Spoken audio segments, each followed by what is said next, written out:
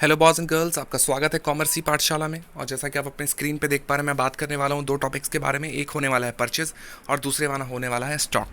तो काफ़ी important topics हैं। जो बच्चे पढ़ाई कर रहे हैं, सीबीएसई से स्टडी कर रहे हैं या फिर किसी और बोर्ड से भी स्टडी कर रहे हैं, क्लास 11 के स्टूडेंट्स का जो फर्स्ट चैप्टर है उसमें से मैं इंपॉर्टेंट जो टर्म्स हैं, कमर्शियल टर्म्स है, वो मैं आपको बता रहा हूँ। इसके ऊपर मैंने ऑलरेडी बहुत सारी वीडियोज़ बना दी हैं इस चैप्टर से रिलेटेड। और मैं चाहूँगा कि आप उन सारे वीडियोस को पहले वॉच कर लीजिए, उसके बाद फिर इसको वॉच कीजिए ताकि आप एक ऑर्डर में स्टडी को कर सको। अगर आप चाहो तो बाद में भी कर सकते हो, कोई दिक्कत नहीं है। पहले आप इनको वॉच कर लो और प्लेलिस्ट वाले ऑप्शन में विजिट करो हमारे चैनल का, या फिर मैं इस वीडियो के डिस्क्रिप्शन में प्रोवाइड करा दूंगा प्लेलिस्ट का लिंक, जहाँ पे आप क्लिक करके प्लेलिस्ट को, क्लास 11 का जो अकाउंट्स का पूरा प्लेलिस्ट है, जहाँ पे आपको सारी वीडियोज़ मिलेंगी सारे चैप्टर से रिलेटेड, आप वहाँ पर जा करके इसको वॉच कर सकते हो। ठीक है, तो लेक्चर अब स्टार्ट करते हैं। परचेज और स्टॉक के बारे में बात करते हैं। उसके पहले कहना चाहूँगा कि अगर आप हमारे चैनल पर नए हैं तो हमारे चैनल को सब्सक्राइब कर लीजिए और बेल आइकन दबा दीजिए, ताकि आपको मेरे वीडियोस की नोटिफिकेशन जो है वो सबसे पहले मिलती रहे। ठीक है, तो टॉपिक स्टार्ट करते हैं परचेज के बारे में कि परचेज क्या होता है।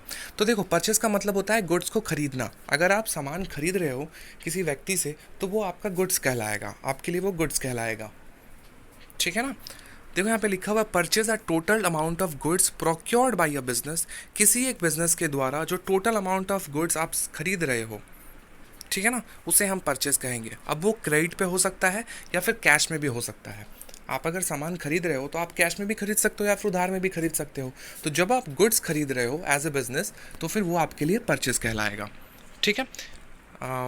In a trading concern, purchase are made of merchandise for resale. Trading concern में क्या होता है, परचेज किया जाता है किसी भी मर्चेंडाइज का ताकि उसको वापस से बेचा जा सके। चीज़ों को रीसेल किया जाता है। ठीक है, विद और विदाउट प्रोसेसिंग, बिना उसको प्रोसेस किए या फिर समटाइम्स प्रोसेस करके। फॉर एग्जाम्पल, कोई रिटेलर शॉप जब आपको कपड़े बेचती है तो वो डेफिनेटली कहीं से कपड़े को खरीद रही है, फिर आपको बेच रही है अपना प्रॉफिट मुनाफा रख करके। तो वो कपड़े में तो किसी तरह का बदलाव नहीं कर पा रही है ना। लेकिन जब आप कोई वस्तु खरीदोगे सपोज, तो देखना वो क्या करेगी, कोई भी कंपनी कि रॉ मटेरियल खरीदती है, उसको अपने पास ला करके उसको प्रोसेस करती है, उसको प्रोडक्ट बनाती है और फिर मार्केट में सेल करती है। तो वही बात यहाँ पे बोला जा रहा है कि समटाइम जो गुड्स होते हैं उसको प्रोसेस करके बेचा जाता है या फिर समटाइम्स विदाउट प्रोसेस भी बेचा जाता है। इन अ मैन्युफैक्चरिंग कंसर्न, किसी भी मैन्युफैक्चरिंग कंसर्न में, मैन्युफैक्चरिंग कंसर्न का मतलब होता है ऐसे कंसर्न, ऐसे फर्म्स जहाँ पे प्रोडक्ट को मैन्युफैक्चर किया जा रहा है, रॉ मटेरियल को खरीदा जाता है, processed further into finished goods, उसको प्रोसेस करके फिनिश्ड गुड्स तैयार किया जाता है और फिर उसको बेचा जाता है। परचेजेस में भी कैश परचेज और क्रेडिट परचेज। परचेज जो होता है वो मे बी कैश में हो सकता है या फिर क्रेडिट में हो सकता है, मतलब उधार में भी हो सकता है। ठीक है, आई होप कि आपको परचेज क्या होता है क्लियर हो गया होगा। अगला पॉइंट है स्टॉक। स्टॉक क्या होता है? सो स्टॉक, जब आप गुड्स को खरीद रहे हो ताकि आप उसको बेच सको, तो फिर आप उसको कहाँ रखोगे? अपने पास स्टोर में रखोगे। तो वो जो स्टोर में आपका सामान है वही आपका स्टॉक है। पहले आपने 10 खरीदे, फिर 20 खरीदे, टोटल आपका स्टॉक कितने हुआ? 30 क्वांटिटी का आपका स्टॉक हो गया, 30 यूनिट का आपका स्टॉक हो गया। स्टॉक का मतलब होता है अपने प्रोडक्ट को एक जगह पे रखना। ओके, इसे हम इन्वेंट्री भी कहते हैं। देखिए यहाँ पे लिखा हुआ स्टॉक, ब्रैकेट में इन्वेंट्री है, is a major of something on hand goods, spare and other items in a business. ठीक है, स्टॉक का मतलब हो गया किसी भी तरह का हैंड गुड्स, किसी भी तरह का स्पेयर पार्ट्स, स्पेयर मतलब पार्ट्स होते हैं, अदर आइटम्स या फिर कोई और आइटम जो कि बिजनेस से रिलेटेड है। It is called stock in hand. इसको स्टॉक इन हैंड कहते हैं क्योंकि इसका जो आपके पास होता है, मतलब जब भी आपको जरूरत पड़ती है आप उसका इस्तेमाल कर सकते हो बेचने के लिए।